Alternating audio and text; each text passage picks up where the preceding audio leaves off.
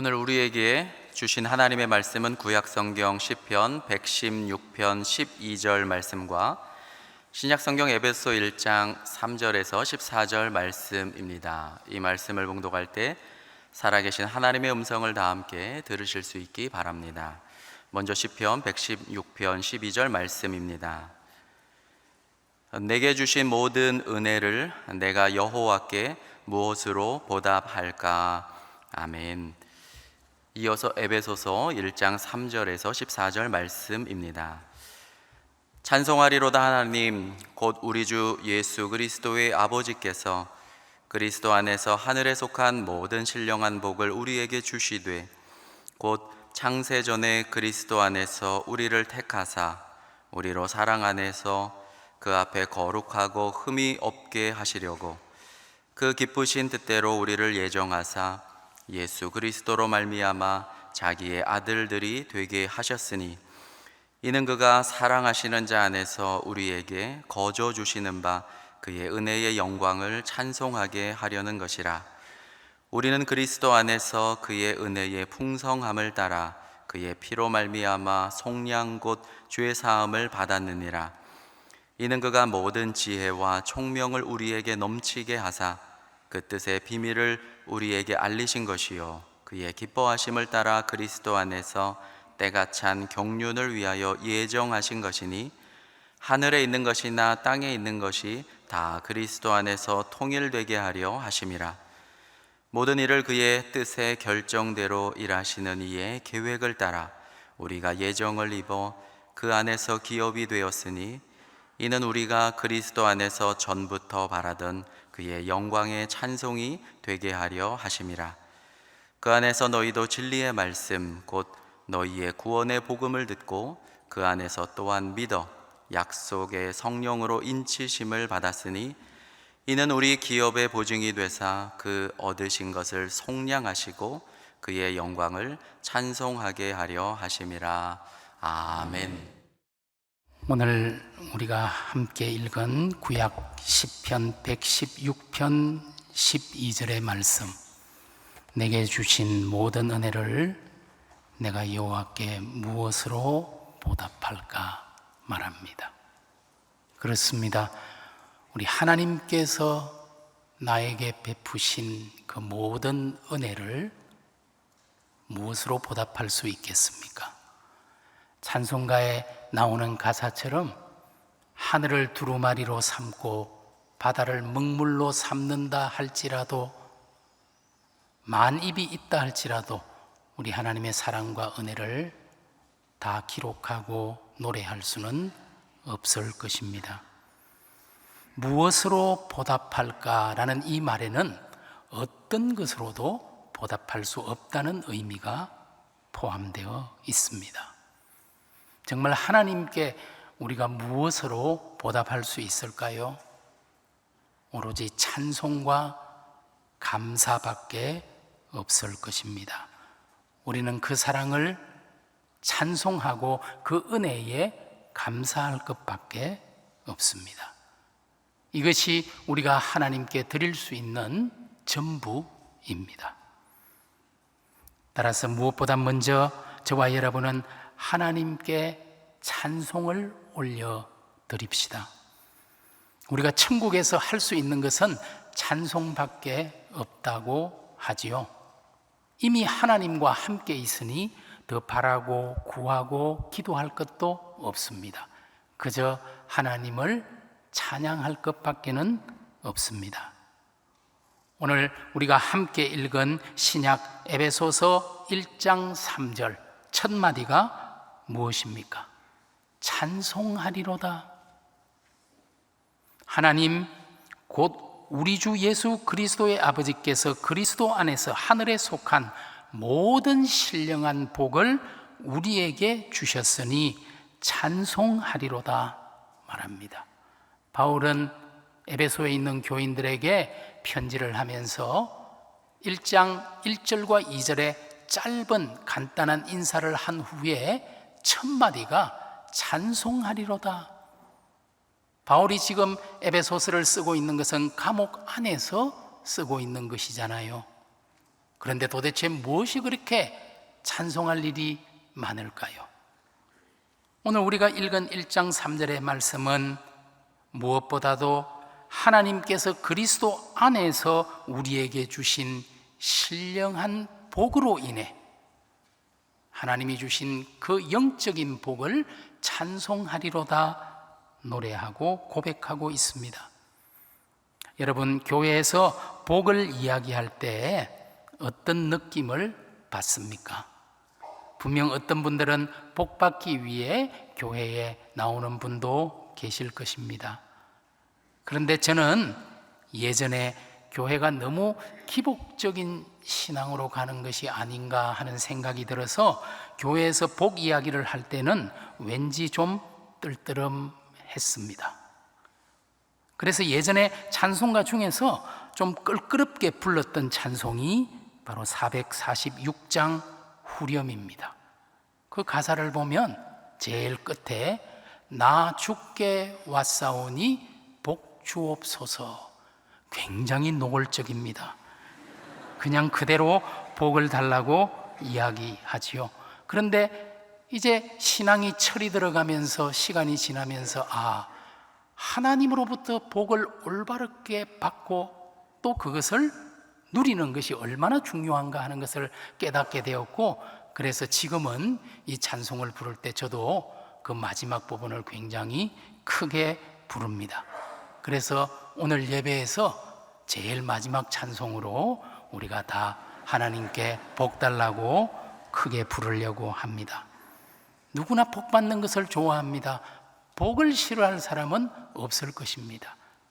한국 사람들이 유난히 복을 좋아해서 그런지 몰라도 아마 여기 계신 어르신들은 다 시집 장가 갈 때 숟가락, 젓가락에도 다 복이라고, 밥그릇에도 복자가 있고요, 이불, 베개, 옷장에도 복이라는 글자가 적혀 있습니다.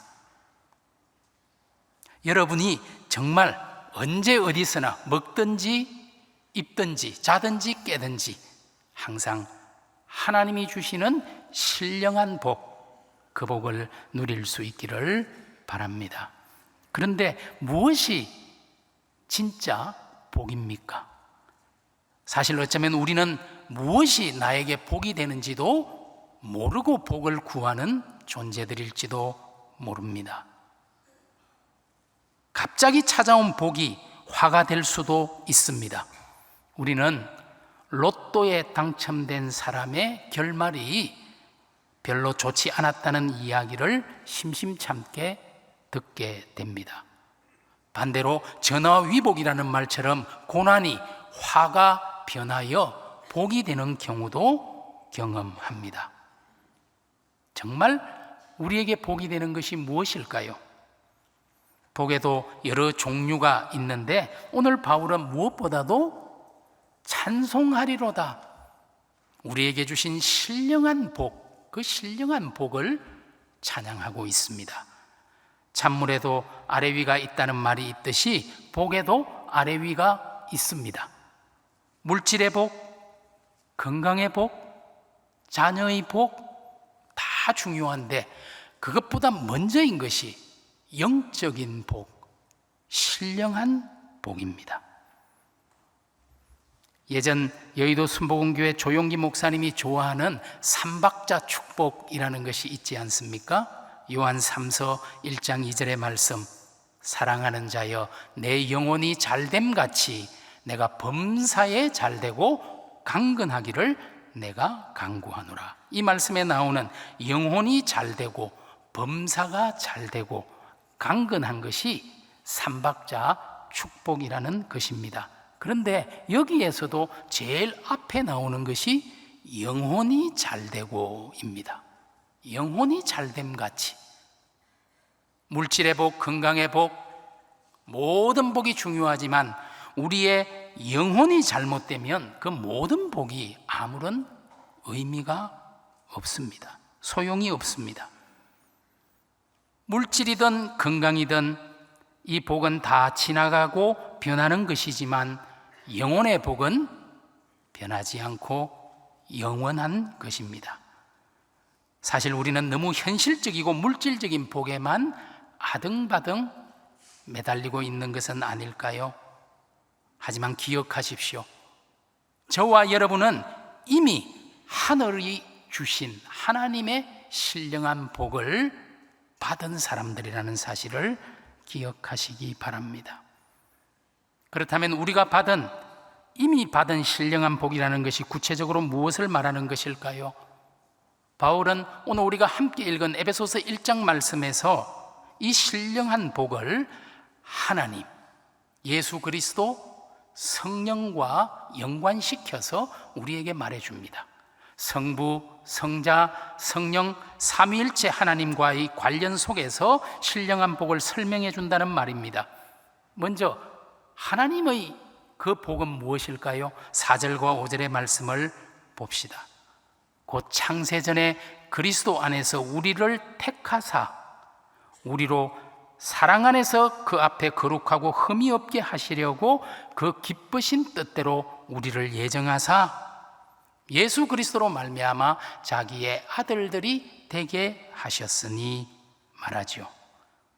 오늘 이 말씀에서 4절에 보니까 하나님께서 그리스도 안에서 우리를 택하셨다라고 말합니다. 하나님이 우리를 택하셨어요. 5절에 그리스도로 말미암아 하나님의 아들, 하나님의 딸, 자녀로 삼아 주셨다. 이것이 가장 큰 신령한 복이죠. 하나님이 나를 택하시고 나를 아들로, 딸로, 자녀로 삼아 주셨다는 이 복이야말로 참으로 신령한 영적인 복입니다. 혹시 여러분 중에는 내가 여러 종교 중에 기독교를 택하고 여러 신들 중에 하나님을 택해서 믿고 있다라고 생각하는 분이 계실까요? 그렇지 않겠죠? 아닙니다. 저와 여러분이 하나님을 택한 것이 아니라 하나님이 저와 여러분을 택하여 자녀로 삼아 주셨습니다. 우리 주님께서 요한복음에서 이렇게 분명히 말씀하셨지요. 너희가 나를 택한 것이 아니요 내가 너희를 택하여 세웠다. 분명히 말씀하십니다. 여러분, 기독교 신앙이 다른 종교와 다른 점이 무엇입니까? 다른 종교는 아래에서부터 위로 올라간다면 기독교는 위로부터 아래로 내려오는 계시의 종교입니다.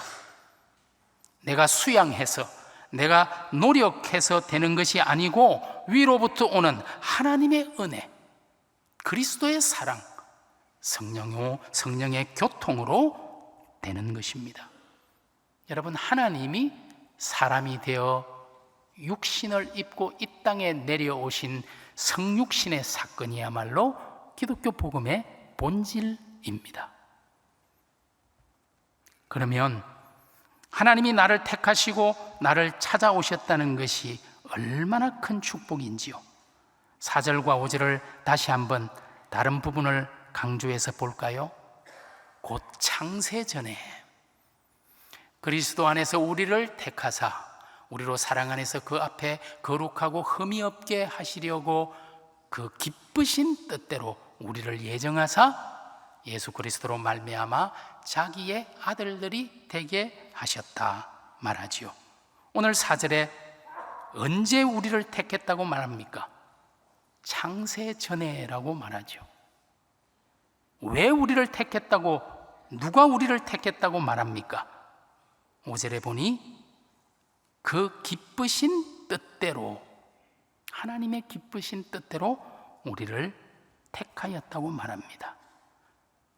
창세전에 하나님은 우리를 이미 당신의 자녀로 택하여 구별하셨습니다. 우리가 착하게 사는 것을 보고 교회에서 열심히 봉사하는 것을 보고 저만 하면 되겠네 하고 택한 것이 아니죠. 천지를 창조하시기 이전에 택하셨죠. 도대체 무슨 이유로 우리를 택했나요? 저도 그 이유를 모릅니다. 예전 복음송 중에 이런 가사가 있었습니다. 아마 아시는 분들이 많을 텐데요. 왜 날 사랑하나, 왜 날 사랑하나? 왜 주님 갈보리 가야 했나? 왜 날 사랑하나? 아마 기억하시죠? 그 이유를 우리는 모릅니다. 하지만 오늘 1장 5절의 말씀, 하나님의 그 기쁘신 뜻대로 우리를 예정하사 창세전에 우리를 택하시고 우리를 자녀 삼아 주셨습니다. 이것이 우리가 받은 신령한 복입니다. 따라서 찬송하리로다. 찬양할 것밖에 없습니다. 예정교리는 논리가 아니라 신앙의 고백입니다.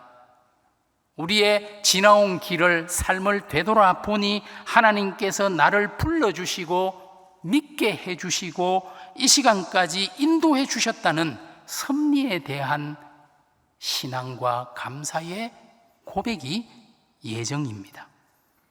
하나님이 우리를 택하셨기 때문에 우리는 아무것도 자랑할 수가 없습니다. 하나님이 우리를 택하셨기 때문에 우리의 구원은 확실합니다. 하나님이 시작하신 것입니다. 하나님께서 자신의 기쁘신 뜻대로 저와 여러분을 택하여 자녀 삼아 주신 것, 신령한 복입니다. 그러므로 우리가 할 수 있는 것이 무엇일까요? 6절에 이렇게 말하죠. 이는 그가 사랑하시는 자 안에서 우리에게 거저 주시는 바 그의 은혜의 영광을 찬송하게 하려는 것이라. 이 하나님의 은혜에 찬송할 것밖에 없습니다.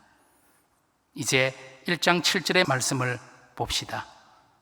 우리는 그리스도 안에서 그의 은혜의 풍성함을 따라 그의 피로 말미암아 속량 곧 죄사함을 받았느니라. 여러분, 우리에게 허락하신 또 다른 신령한 복은 예수 그리스도의 속량, 죄사함이죠. 여러분, 속이라는 말, 속량, 속죄, 구속, 대속, 그 속자가 무슨 의미입니까? 값을 치르고 되산다라는 의미이지요. 속자를 한자로 보면은 조개 패자 그리고 옆에 팔매자가 붙어 있지요. 예전에는 이 조개가 화폐였습니다. 돈이었습니다. 조개를 주고 사는 것이죠. 그런데 오늘 예수 그리스도께서는 자기의 피를 주고 우리를 되사셨습니다. 그리하여 죄의 종이었던 저와 여러분을 양민으로, 자유인으로, 그것이 양이라는 뜻이죠. 오늘 우리 주님께서 자신의 피를 흘리고 그의 피로 말미암아 속량 곧 제사함을 받았다는 이 복보다 더 큰 복이 어디에 있습니까? 오늘 예수 그리스도의 구속의 복, 이 복이야말로 우리가 찬송할 것밖에 없습니다. 그래서 찬송가 257장 보시면 3절의 가사가 이렇게 되어 있잖아요.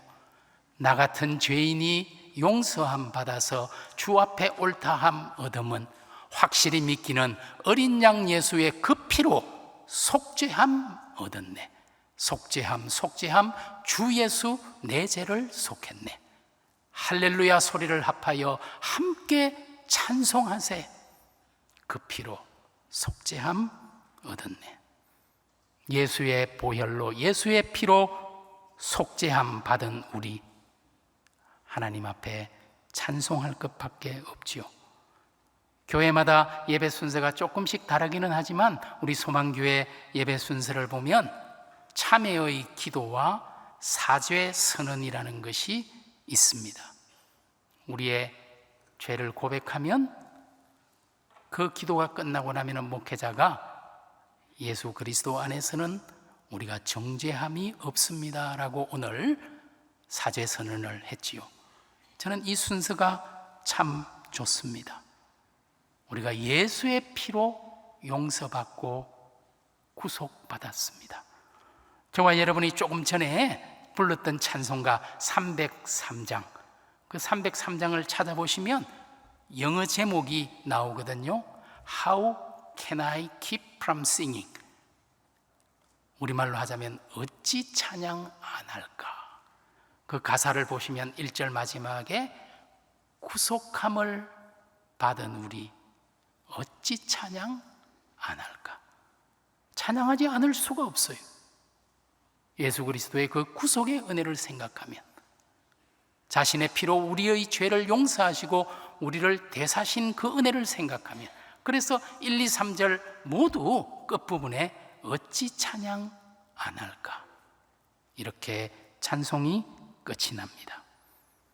이제 13절과 14절의 말씀, 우리가 하나님의 택하심과 그리고 하나님께서 우리를 자녀 삼아 주신 그 은혜, 그리고 우리 예수 그리스도의 구속의 은혜 찬양할 것밖에 없지요. 오늘 성령 하나님은 어떻습니까? 그 안에서 너희도 진리의 말씀 곧 너희의 구원의 복음을 듣고 그 안에서 또한 믿어 약속의 성령으로 인치심을 받았으니 이는 우리 기업의 보증이 되사 그 얻으신 것을 속량하시고 그의 영광을 찬송하게 하려 하심이라. 여러분, 우리가 택함을 입고 하나님 자녀가 되고 죄 용서 받았음을 확실히 우리 마음에 알려주시는 분, 그것을 인치시고 그것을 보증해 주시는 분, 성령 하나님이십니다. 인을 치신다는 것, 보증을 한다는 것은 도장 찍는 것을 말하지요. 서명하고 결제하는 것을 말합니다. 우리가 하나님의 기업이 되었고 하나님 소유, 하나님 자녀가 되었다는 것을 도장을 찍어서 확정해 주시는 분이 바로 우리 마음에 꽝 하고 인정해 주시는 분이 성령 하나님이십니다. 이제 이것은 성령 하나님이 결제한 거기 때문에 바뀔 수가 없어요. 하나님의 선택, 예수 그리스도의 구속, 성령의 인치심으로 인하여 우리는 찬송할 것밖에 없습니다. 그래서 바울이 이 에베소서에서 하나님, 예수 그리스도, 성령의 이 신령한 복을 말하고 항상 제일 끝에는 찬송하자고 말합니다. 한번 볼까요? 6절에서도 그의 은혜의 영광을 찬송하게 하려는 것이라. 예수 그리스도의 구속의 은혜를 말한 후에 그 후에도 그의 영광의 찬송이 되게 하려 하심이라. 성령의 인치심과 보증을 말한 후에도 마지막에는 그의 영광을 찬송하게 하려 하심이라. 그렇습니다. 저와 여러분이 받은 신령한 복으로 인해 찬송하는 사람 되어야 하죠. 오늘 하루도, 이달도, 이 해도, 아니 우리가 살아가는 평생 동안 우리 받은 신령한 복, 영적 복으로 인해, 그 구속의 은혜로 인해 늘 찬송할 수 있는 그런 귀한 소망의 성도들이 되기를 원합니다. 그리고 또한 우리는 감사해야 합니다. 우리가 읽은 시편 116편 12절의 말씀, 내게 주신 모든 은혜를 내가 무엇으로 보답할까? 하나님의 은혜에 대한 찬송은 자연스럽게 감사로 이어질 수밖에 없습니다. 감사는 우리 신앙의 꽃이요 열매입니다. 여러분, 바울이 골로새서에서 우리에게 이렇게 권면합니다. 아니, 명령합니다. 그러므로 너희가 그리스도 예수를 주로 받았으니 그 안에서 행하되 그 안에 뿌리를 박으며 세움을 받아 교훈을 받은 대로 믿음에 굳게 서서 감사함을 넘치게 하라. 저와 여러분이 그리스도 예수를 주로 받았다면 감사함 넘쳐야 합니다. 그 이유 하나만으로 우리 인생에 어떤 어려움이 있더라도, 우리가 받은 신령한 복 하나만으로도 우리는 찬송하고 감사할 것밖에 없습니다. 여러분의 감사가 넘치기를 바랍니다. 한경직 목사님이 80세가 되던 1981년에 자기 인생을 돌아보면서 내 삶에 하나님이 주신 그 은혜가 얼마나 많은지 감사의 제목들을 구술로 이야기를 했습니다. 그것을 엮어서 나중에 나의 감사라는 책으로 출판했습니다. 그리고 바로 그해 1981년에 한 목사님이 쓰신 가사로 찬송곡을 만들어서 지금 우리 찬송가의 444장에 들어와 있습니다. 그 444장 후렴부를 보시면 오늘 우리가 읽은 시편의 말씀이 울려 퍼지지요. 내게 주신 크신 사랑 무엇으로 보답할까? 내게 주신 모든 은혜 무엇으로 보답할까? 여러분은 어떻습니까? 지금까지 살아오면서 우리 하나님이 여호와께서 나에게 주신 그 사랑과 은혜, 어떤 감사의 제목들이 있습니까? 저도 가만히 헤아려 보니 참 감사할 것들이 많습니다.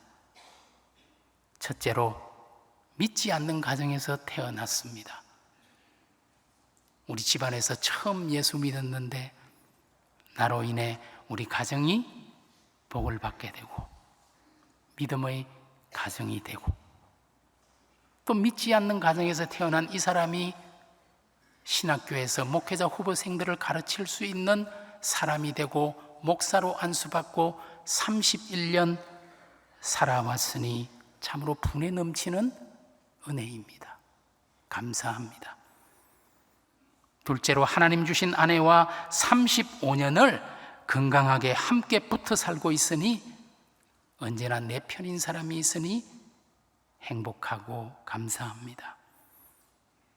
셋째로 박사과정까지 공부하게 하셔서 하나님 선지동산 장로회 신학대학교에서 미래 한국교회를 짊어지고 나갈 목회자 후보생 신학생들을 가르치고 있으니 이 또한 하나님께 감사합니다.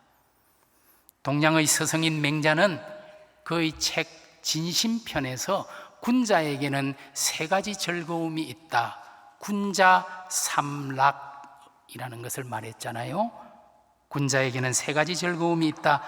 양친이 모두 살아계시고 형제가 무고한 것이 첫 번째 즐거움이요, 우러러 하늘에 부끄럽지 않고 굽어보아 사람에게 부끄럽지 않은 것이 두 번째 즐거움이요, 천하의 영재를 얻어서 교육하는 것이 세 번째 즐거움이다. 아직까지 이 세 가지 즐거움이 다 저에게 있으니 하나님께 감사합니다. 넷째로 주의 거룩한 몸인 교회를 섬기고 특별히 하나님 말씀을 전하고 나눌 수 있는 특권과 책임을 부여받았으니 하나님께 참으로 감사합니다. 또 내가 받은 신령한 복을 찬양하고 감사하며 여러분과 나눌 수 있으니 이 또한 행복하고 감사합니다. 이제 여러분에게는 어떤 감사의 제목이 있습니까? 이 시간 하나님께서 지금까지 내게 주신 은혜, 감사의 제목으로 헤아려 보시기 바랍니다. 지금 시간이 부족할 테이니 나중에 조용한 시간에 여러분 감사의 일기를 써 보십시오. 바울이 갈라디아서 6장 4절에서 이렇게 말했지요. 각각 자기의 일을 살피라. 그리하면 자랑할 것이 자기에게는 있어도 남에게는 있지 아니하리니. 그렇습니다. 나에게만 주신 하나님의 은혜가 있습니다. 남에게는 있지 않은 나에게 주신 하나님의 복이 분명히 있습니다. 내 평생에 베풀어 주신 은혜를 하나하나 짚어보니 내가 여호와께 무엇으로 보답할까라는 고백이 절로 나옵니다. 여러분, 찬송가 429장 1절 가사가 이렇습니다. 세상 모든 풍파 너를 흔들어 약한 마음 낙심하게 될 때에 내려주신 주의 복을 세어라. 주의 크신 복을 내가 알리라. 받은 복을 세어보아라. 크신 복을 내가 알리라. 받은 복을 세어보아라. 주의 크신 복을 내가 알리라. 여러분이 받은 복을 세어보십시오. 하나님의 크신 은혜를 알게 될 것입니다. 그때 우리는 시편의 기자처럼 내게 주신 모든 은혜를 내가 여호와께 무엇으로 보답할까 고백할 것입니다. 일평생 살아가면서 우리 하나님께 찬양과 감사를 올려드리는 소망의 복된 성도들, 또 우리 소망교회가 되기를 주님의 이름으로 축원합니다. 기도합니다.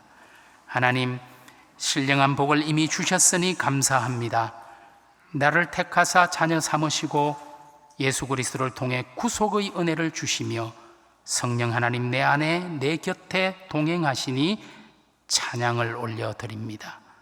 우리에게 주신 은혜 생각하면 그 무엇으로도 보답할 수 없어 그저 감사합니다. 어떤 상황에서도 찬송과 감사를 잃어버리지 않는 소망성도 되게 하여 주옵소서. 예수님 이름으로 기도드립니다. 아멘.